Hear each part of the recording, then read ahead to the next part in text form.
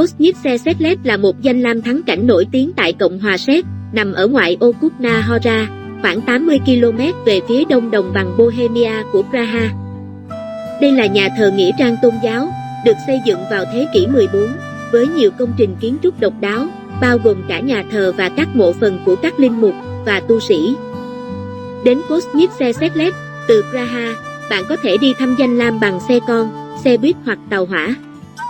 Bạn nên dành thời gian để tìm hiểu thông tin và lịch trình trước khi đến đây, để tránh thời điểm đông du khách và giúp cho chuyến đi của bạn trở nên dễ dàng và thú vị hơn.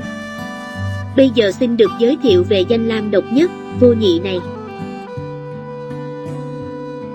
Nhà thờ nghĩa trang các thánh là một phần của tu viện Sito ở Setlet gần Kutna Hora. Ở đây hầm đựng hài cốt ở phần dưới lòng đất.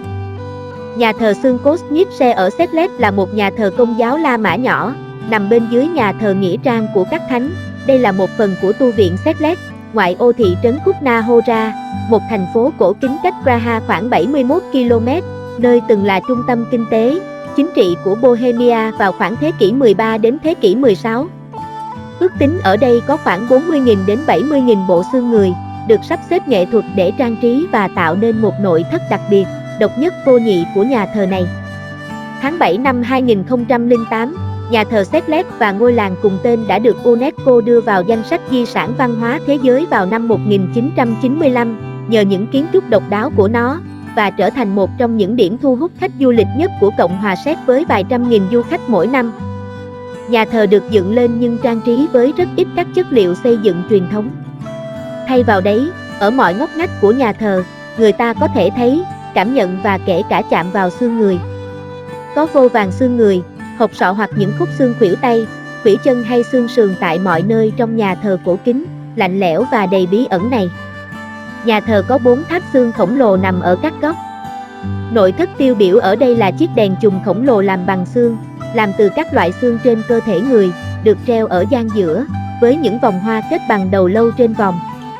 Các công trình khác bao gồm đèn bàn thờ, huy hiệu của dòng họ Schwarzenberg và chữ ký của Frankiszek, xếp bằng xương, gắn trên tường gần cửa ra vào. Trước thế kỷ 13, vùng đất xây nhà thờ là một khu nghĩa trang đơn sơ của làng.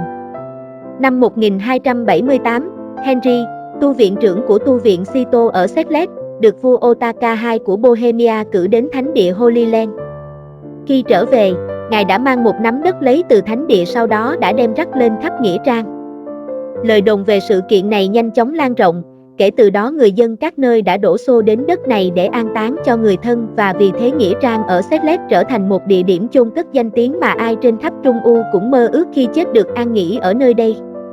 Chỉ khoảng một thế kỷ sau đó, vào giữa thế kỷ 14, nạn dịch hạch, cái chết đen, hoành hành và chiến tranh Hussite diễn ra vào đầu thế kỷ 15 khiến số lượng người được chôn cất trong nghĩa trang của tu viện tăng vọt, nên nó đã quá tải phải mở rộng thêm rất nhiều lần.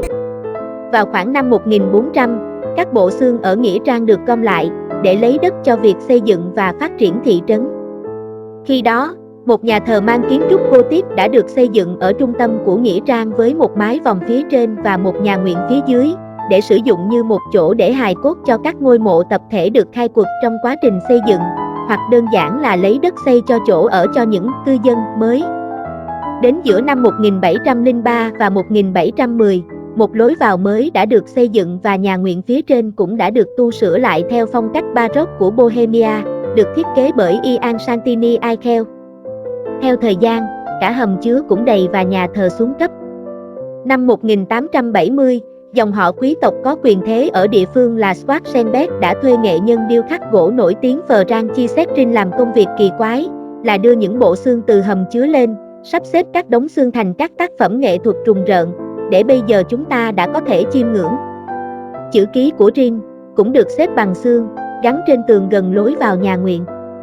Năm 1970, để kỷ niệm 100 năm đóng góp của Frankiszek, nhà làm phim người Séc Ian Svankermeyer đã được giao làm phim tài liệu ghi lại thánh địa bí ẩn này.